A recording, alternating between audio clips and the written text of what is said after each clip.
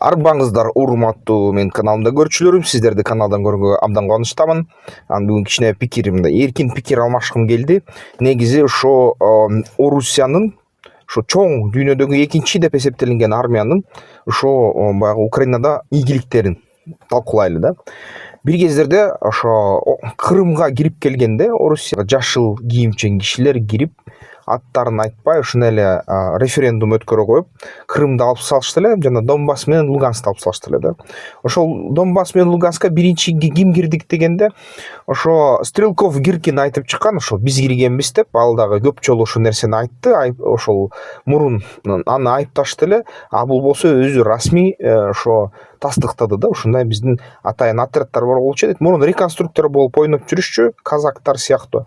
Анан кийин ошо аябай радикалдуу кыймылды түзүп туруп, анан ошо согуш жакындап калганда согуштун алгачкы мындай кадамдарын ушул балдар жасашыптыр. Гиркиндер, Стрелковдор, Моторола жана башка ушулар да Донецк, Луганскка кире калышып. Анан ошо киргенден кийин анын артынан Орусиянын армиясы кирди. Анан ошол областтарды басып алды. Бирок 14-жылы Украина эчтеке дей алган жок, эчтеке кыла алган жок. Алар эч бир украиндиктер күткөндөй эмес муну. Анан албетте баягы Будапешт меморандумунун аткаруусун ойлошкон. Өзүнчө эле майдан кылып, жанакы Янукович кууп, аны Ющенконы шайлап, ушундай эле кылып атышкан украиндиктер.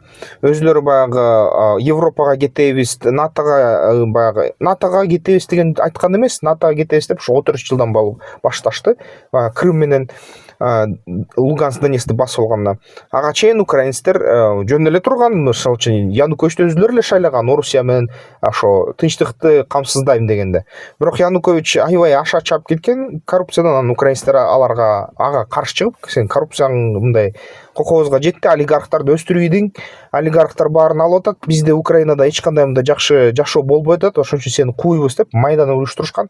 Бизде Кыргызстанда дагы ар бир Украинада майдан уюшкан күндөрдүн 1-2 жылдын ичинде эле баягы бизде да революция болот да, ошол кездерде кандайдыр бир бизде синхронизация болот да Кыргыз Республикасында.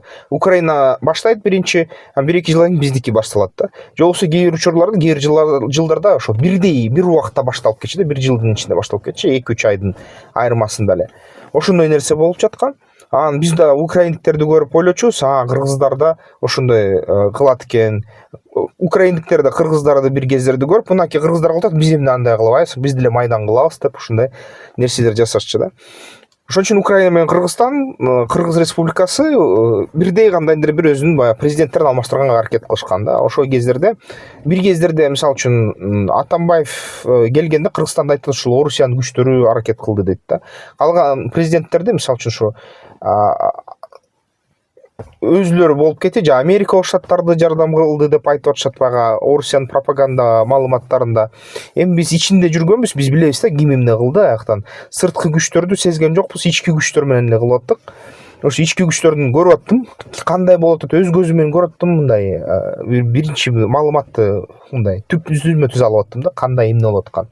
Бул өзүбүздүн тарыхыбыз да, өзүбүздүн ичиндеги разборкаларыбыз да бизде мисалы үчүн. Бир гана ошол болду, бир төңкөрүштө башка бөлөк адамдарды байкагам, башка төңкөрүштөрдөн ушундай бөлөк адамдарды байкаган эмесмин да көп. Бирок ал кайра эле ошол Орусияга байланыштуу десем болот да. Бул болсо Украинада дагы ушундай эле баягы коррупцияга каршы чыгып, ички разборкалар менен жашап, ушундай өзүнүн саясий жашоосу менен жашап атышкан. Анан албетте Евро биримдикке киребиз деп атышкан, бирок НАТОго киребиз деген эч кандай милдеттемеси жок болчу, же болбосо мындай ойлору да. Анан 14 жылдан баштап эле киребиз деп калышты. Украина ошо Крымды жоготкондон кийин Орусияга каршы өчөшүп, баягы бизден ушуларга каршы чыгабыз, бизден ошо кооптуу болуп калды иш аракет, биз деген ошо кирбесек болбойт, бизди эч ким коргой албайт деп. Ошондо эле баягы албетте Трамп айтканы чын, Трамп эң биринчи ошо джавелиндерди берди да. Эгер Трамп Украинага джавелиндерди бербесе, Украина туруштук бере алмак эмес, анткени танк колонналарды Javelin жана ошо Enlaw деген британиялык системалар менен булар өрттөштү да. Анын өзүнүн да стугнасы аябай жакшы иштеди, бирок стугнасы жетишмек эмес да. Стугнаны чыгарыш үчүн 2-3 киши керек. Enlaw менен Javelinди бир эле киши иштете алат да. Анан Орусиянын аскерлери тез кирип кеткенде так алар ойлошкон да, эч кандай күтүлгөн эмес да, бул бизге ушунча каршылык көрсөтөт экен. Ойлошкондо булар кичине митинг кылат, биз кыйкырабыз, атабыз бир сыйра түрмөгө отургузабыз. Мобильный баягы эмени киргизишкен да. Мындай адам дөрттөгөн баягы крематорий деп коет, мобильный крематорий. Мында кадимкидей реактивный двигатель менен печка. Ошонун ичине баягы кишилер тыгасың, өрттөсүң, күлүн сапырып коесуң. Ошондой нерсени киргизишкен. Зеленский үчүн деп анан операциясы дагы ошо ZO Зеленский ошо Володимир Александрович деп аталышынан Z, V жана O сигналдар мындай белгилери болгон да. Ошон үчүн зов болуп калат да, Z O V дал ошону серепчилер айтып атат да, баягы Орусиянын негизи жумушу ошол болчу. Зеленскийди кетирүү керек болсо Зеленский администрациясын жана Зеленский партиялаштарын өзүн дагы кармап, ошол мобильный крематорийге тыгуу жана башка президент ошол Януковичти кайтаруу, же болбосо ошол кездерде айтып атышкан Медведчук, ошо баягы кудасы, Путиндин кудасы Украинаны башкарып калат деп ошондой сөздөр айтылган болчу. Анан ошондуктан ошо план менен киришкен болчу, бирок ошо Медведчуктордун кишилери, ошо Сурков жана башкалар Орусияда өзүндө олар ишендирип коюшкан, Орусия Путинди баягы Украина толугу менен сенин астыңа жатып берет, азыр эле кире калсаң эч ким сага каршылык көрсөтпөйт. Анткени $5 миллиард берилген алар бюджетине, ал $5 миллиард алар өздөштүргөн, и пропагандага ыргыткан, партияларды түзүшкөн, баягы За життя деген партияны түзүшкөн, ошол азыр оппозиция Зеленскийге каршы. Толтура баягы иш аракеттер жасашкан, баягы атайын средства массалык маалымат каражаттарды өзүнө караткан, интернетти басып алган, ошо интернет троллдор Украинада аябай укмуштай ошондо иштешкен да. Тим эле көп жумуштарды жасашкан, анан социалдык ушул атайын сурамжылоолорду өткөрүшкөн, алар сурамжылоо боюнча Украина толугу менен эле Орусияга кошулганга макул болчу да. Бирок мунун баары кийин билинип калды, фальсификат болду да.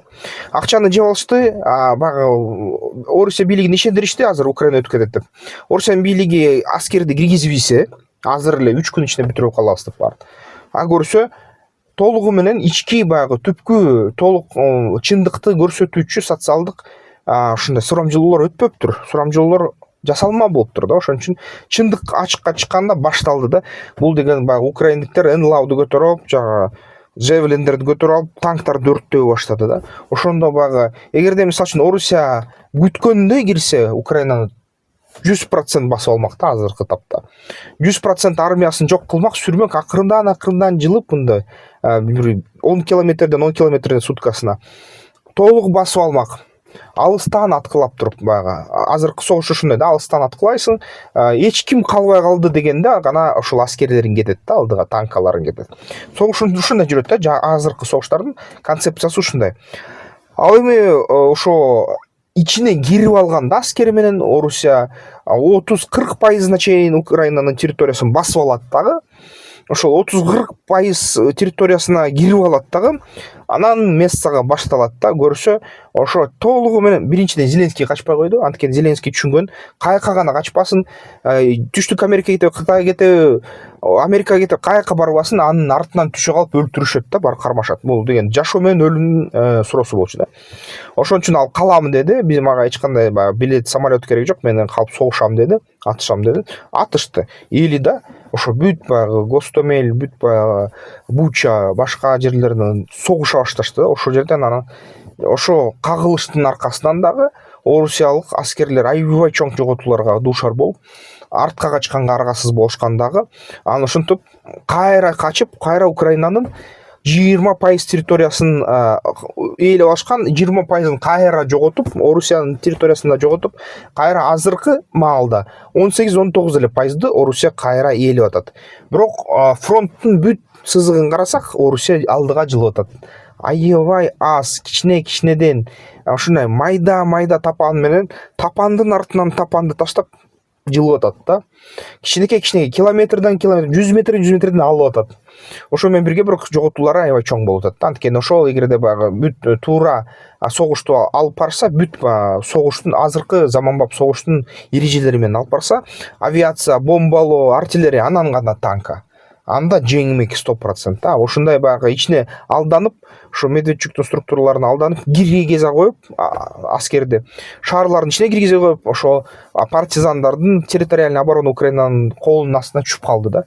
Мындай түз контактка түшүп калды. 100 метр, 40 метр аралыкка түшүп калды. Ошол 40 метр аралыкта партизандар сазайды берди да Орусиянын армиясына. Азыр деле болсо ошо дрондорго ставка жасап, Украина чындыгы менен чындыгысыз эле ошол дрондорду 4 миллиондон жасап жылына бир нече 400 миң 100 миң дронду ыргытып атышат да фронтко. Азыркы ошол Украинанын тактикасы дрон дубалы деп аталып калды да. Ошол дрон дубалы менен жаман аябай катуу сазайды берип атышат да. Орусиянын Украинага караганда артыкчылыктары дагы эле көп да. Баягы алыска учуучу ракеталар, дрондор, желейген экономика, нефть экономикасы, резервтер, баягы регулярдык армия да, мамлекеттик бюрократия, ушундай Советтер Союзунан калыбына келген экономика. Баягы нефть экономикасы албетте, ошон үчүн нефттин баасы Орусияны кыйратып кетет. Эгерде нефть такыр эч кимге кереги жок болуп калса, Орусия ошол эле жылы жок болуп кетет да. Ошол нерсе болсо дагы бар бирок азыр нефть азырынча сатып алышат, баасы түшүп кетсе дагы биржада. Ушул нерсе негизи ошо Орусиянын күчүн, Орусиянын басымын берди да. Ошо Украинага эң кичекте мындай чоң үстөмдүк кылат, утмак. Азыр деле уталат. Ошондуктан азыр мисалы үчүн Трамп, аналисттер Вашингтондо баары түшүнөт, ошо Украинанын утулушу көбүрөөк чынга жакын да, утушуна карата. Ошон үчүн алар ошо Орусияга жагынып, Орусия менен анын сөзүн сүйлөп, аны Зеленскийди жек көрүп, Зеленский баягы өчөшүп, өжөр болуп алганына. Бирок Зеленский өзү деле жалгыз эмес болгон. Зеленскийдин артынан эл турат да, эли ушундай өжөр болуп атат да. Зеленскийди алып салсаң деле Залужныйды коесуңбу же Арестовичти коюп коесуңбу? Ошол Арестович эгерде элдин талабын аткарса, өзүн эле баягы кетирип салышат, дагы бир өжөрдү алып алышат да, Ермакты алып алышат. Ошондой болуп атышат украиндиктер, анан өзүлөрү да өжөр болуп, ушундай кийжирденип, каршы чыгып, бизден багынбайбыз, бизге Трамптын урганы жок, Путиндин кереги жок, Путинди баары бир баягы жеңебиз, биз деген жерибизди беребиз деп ушинтип өжөр баягы өчөшүп алды да украиндиктер. Ушундай өчөшүп алгандан кийин согуш оңой бүтпөйт да, же болбосо кечке уланат. Азыркыдай эле 100 километр, 100 метрден Орусия алдыга жыла берет. Экономикасы мүмкүнчүлүк бергиче дагы 2-3 жылга Орусиянын бекем мындай бекемдик запасы бар да, 2-3 жыл дагы ушундай согуш алып бара алат. Бирок мындай стратегиялык жактан жаман утулду Орусия, тактика жактан утат баары бир Украинаны. Украина болсо стратегия жактан жаман утту катуу Орусияны. Бирок эгерде мындай жалпысынан караса, толук бүт экономиканы таразага салып мындай эсептесе, Украина аябай жаман абалда да, аябай жаман абалда. Украина утулчудай, Украинанын ресурстары толук эмес, экономикасы начар, бүт баягы ВВПси бүт түшүп кетти. Европа эгерде мындан ары колдой берсе, Европа 1 триллион евро ыргытабыз дейт ушул согушка. Эгерде Европа чын эле колдоону көрсөтпөсө, Америка Штаттары Украинанын колдоону токтотот жакында. Разведканы эгерде Европаныкына алмашпаса, анда утула баштайт накта. Эгерде үлгүрүшсө, булар Европанын спутниктерине таянттырып да Украинанын чалгындарын. Анда бул согуш улана берет, токтошу көрүнбөй жатат да. Бирок эгерде ошол дүйнө жүзүндө чын эле нефтке баасы бир $30 болуп калса, баррелге Уралска, анда токтойт да, согуш анда токтойт, 2 жылда токтойт деп айтса болот. Азырынча болсо, абал ушундай да, Орусияда баягы азыркы бүт сарапчылардын айтуусу боюнча Орусия жеңчүдөй. Бирок жеңиши Орусияныкы аябай оор болчудай да. Орусия жеңисе дагы украиндиктер канын ичип ийет. Украиндиктер акыркы украинский чейин согушуп өлсө дагы өлүп баратып Орусиянын канын ичип ийишет экен да. Ушундай өжөрлүк, баатырлык нерсеси бар экен. Ошон үчүн бул кандай бизге сабак да, мисалы үчүн биздин мамлекетке. Маалыматты 2 сыйра, 3 сыйра текшериш керек экен да. Медведчуктагыдай эле, мисалы үчүн эгерде бирөөгө акча берсең анан алар сени алдап салса жаман ката кетирет экенсиң да. Аналитиктерге чынчылдыкты биз аябай колдошубуз керек экен да негизи. Чын айткан адам, күйдүрүп айткан адам чындыкты айтса, текшерилген чындыкты айтса, чагымчылдык кылбай эле чындыкты айтып турса, чындыкка таянган маалымат абдан чоң жеңиштерге, ийгиликтерге жеткенге жардам берет да. Эгерде баягы чындыкты чана берсек, албетте чындыкка таянбасак, ошол баягы Путин Украинадагыдай алып калабыз да. Путин менен Медведчуктун кишилери чындыкты беришкен эмес, чындык маалыматты беришкен эмес Путинге. Ошон үчүн Путиндин ошол бүт системалары алданып калды да. Алданып калып туруп ушул Украина деген баягы арылардын уюгуна кирип алды.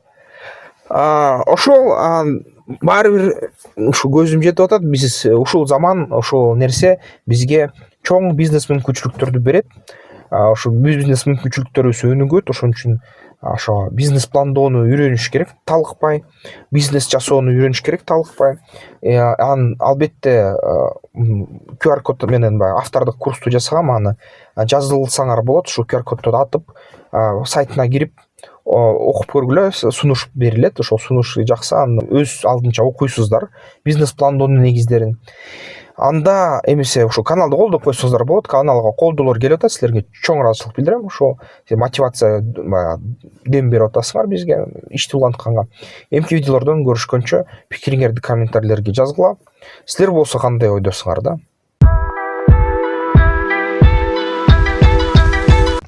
Аскер тактикалык федерация уюштурган, көп учурунда ошонун мүчөлөрү уюштурган да жеке ошо эс алыш күндөрү болуп өткөн оюндар бар. Ошол оюндарга катышкыла. Анткени ушул оюндар ар бир базар күн болот. Ар бир базар күнү албетте бул жерден жакшы бир тажрыйба алса болот оюнду. Анан кийин дагы аябай жакшы өзүңөргө ишенип алсаңар, чоң оюндарга катышсаңар аябай жакшы болот да.